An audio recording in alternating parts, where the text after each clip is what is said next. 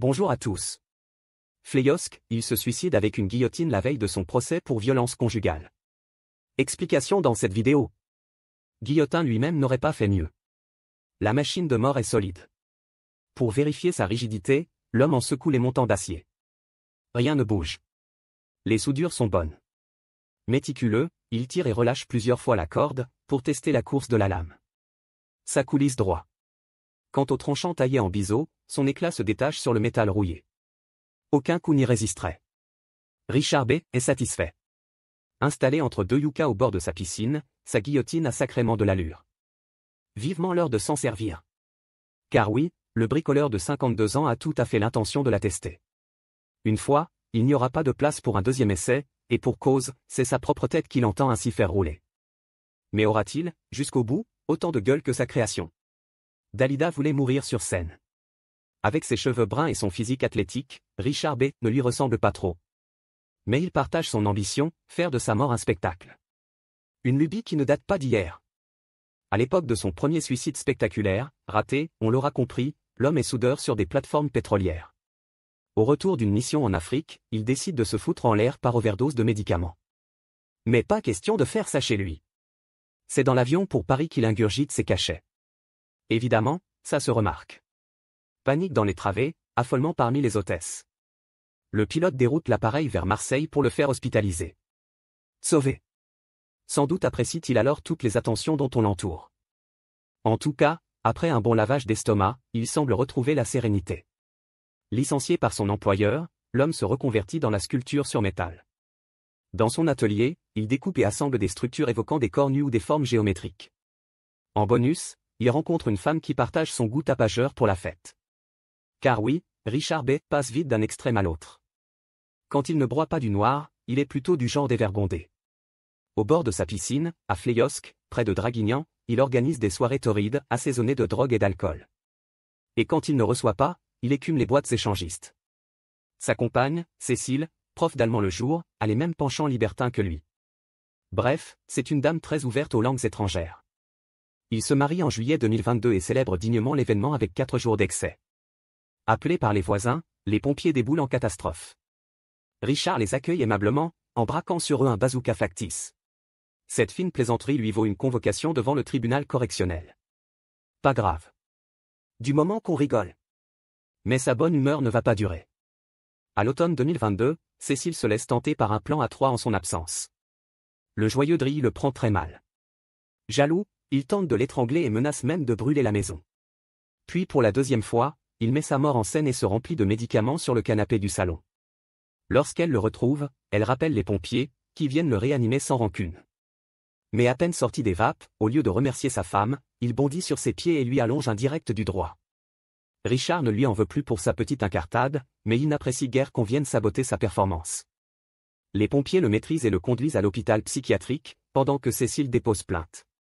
Richard B. est à nouveau convoqué devant le tribunal correctionnel de Draguignan. L'audience est fixée au 7 juillet 2023. Dans l'intervalle, il aura interdiction d'entrer en contact avec elle. Un gros coup dur, à mesure que les semaines passent, l'homme tente malgré tout de la reconquérir à grand renfort de lettres pathétiques. Au même moment, son père décède. Autre coup dur, il le détestait plus que tout. Qui va-t-il haïr désormais? Résultat, désespéré, il se rabat sur sa méthode traditionnelle pour affronter les coups de cafard. Une troisième tentative de suicide. Un vrai show, cette fois. Le 1er mars 2023, Richard B. monte une potence au milieu de son salon. Un vrai pendoir de cinéma, tout en chrome rutilant. Et pour ajouter un peu de piquant à l'affaire, il remplace la traditionnelle corde, trop ennuyeuse, par un joli nœud coulant en fil de fer barbelé. Puis, satisfait de son travail, il filme son dispositif, poste la vidéo sur Facebook et annonce « c'est la fin ». Le meilleur moyen, évidemment, de rater sa sortie, car Cécile découvre les images et lui envoie les gendarmes. Richard est placé en garde à vue. Dans sa cellule, il tente bien de se pendre à l'ancienne, sans potence ni caméra, mais il se rate lamentablement. Intrigué par tant de déveines, l'expert psychiatre formule une conclusion étonnante, Richard B. n'aurait, selon lui, aucune envie de mourir. Toutes ces petites farces ne seraient que des stratagèmes pour attirer l'attention. Mais à se tuer trop souvent, on finit par lasser son public. Vexé, Richard B. ne voit dès lors qu'une solution, faire mentir ce charlatan. Il va se tuer pour de bon, et les foules vont adorer. Le 27 juin, il envoie un mail à la rédaction de Var Matin, « Je cherche à contacter un journaliste pour un sujet qui peut faire le buzz. » On le rappelle. Maladroitement, l'obstiné tente d'exposer son idée sans en dire trop, pour ne pas répéter le fiasco de la potence. Mais au bout de la ligne, le reporter s'agace vite de ces circonvolutions. « Si vous restez comme ça dans le vague, on ne va rien pouvoir faire pour vous, lui dit-il. Richard B. se lance, dans 10 jours, explique-t-il, je dois comparaître devant le tribunal de Draguignan. Mais je n'irai pas à l'audience. Je vais me suicider par guillotine. La machine est prête, et montée dans mon jardin. Je prévois aussi de faire un live sur Facebook. Encore un dingue, pense le journaliste, qui raccroche. Mais Richard insiste et lui adresse des photos de sa nouvelle machine de mort, imposante, solidement assemblée. Le journaliste avertit les gendarmes, qui font remonter l'information jusqu'au procureur de la République. Ce dernier envoie sur place une patrouille, qui fouille les lieux. Mais, manque de chance, le futur mort a entre-temps démonté sa machine. Et les fins limiers ne décèlent rien de suspect dans ce tas de tôles et de tuyaux. Inspection chou blanc. Dubitatif, le procureur demande tout de même aux militaires de repasser régulièrement. Il a raison de se méfier. Le 1er juillet, Richard avale encore des cachets. Simple tour de chauffe, puisqu'il a beaucoup mieux en tête pour réussir son départ. Les gendarmes qui le retrouvent inconscient le font hospitaliser. 3 jours plus tard, il quitte l'hôpital de son propre chef. Il a une dernière représentation à assurer. L'heure du gala final approche. Le mercredi 5, quand les gendarmes viennent sonner à sa porte, il le trouve calme, maître de lui. Pas d'idée noire aujourd'hui, monsieur? Non, tout va bien. Leur répond-il, guilleret. Passez une excellente soirée. Mais ce n'était qu'une gentille entourloupe pour s'offrir un peu de tranquillité. Dans la nuit, le voilà qui appelle Cécile, en larmes. Tout est horrible, dit-il des trémolos dans la voix, elle lui manque tellement. Et ce procès qui approche. Ne t'inquiète pas pour ça, lui répond-elle en substance, j'ai demandé à mon avocat de plaider la clémence. Puis après encore un long concert de jérémiades diverses, elle raccroche, épuisée, et s'endort. À son réveil, Richard lui a laissé un texto. Cette fois, il va en finir. Éreintée, elle rappelle une énième fois les gendarmes.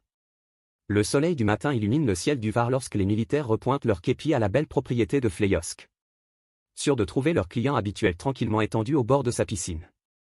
Il l'est. Mais pour lui faire la conversation, il faudra repasser. La guillotine artisanale est montée sur la margelle du bassin, au milieu des palmiers. Elle est entourée de plusieurs projecteurs allumés, tel le podium d'une discothèque estivale. Mais la boule à facettes est d'un genre particulier. Au milieu des faisceaux, la tête de Richard B. repose sur le dallage plus très clair, tranché net au niveau des cervicales. Le reste de son corps est de l'autre côté de la lame biseautée. Chapeau, le bricoleur. Sa guillotine fonctionnait à merveille.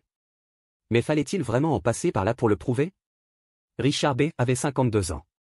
Son sens de la mise en scène, son acharnement à vouloir mourir pour de faux, son personnage déjanté pourront faire rire. Mais pas cette conclusion tragique, qui devait marquer le sommet de sa carrière artistique et n'en signe que la triste fin. Pour lui, pour Cécile, pour tous ceux qui l'aimaient ou l'appréciaient, on aurait bien voulu encore un rappel. Et même de très nombreux. Merci d'avoir regardé et si vous avez aimé cette vidéo, n'hésitez pas à la partager avec vos amis et à vous abonner à notre chaîne pour ne manquer aucune de nos futures vidéos.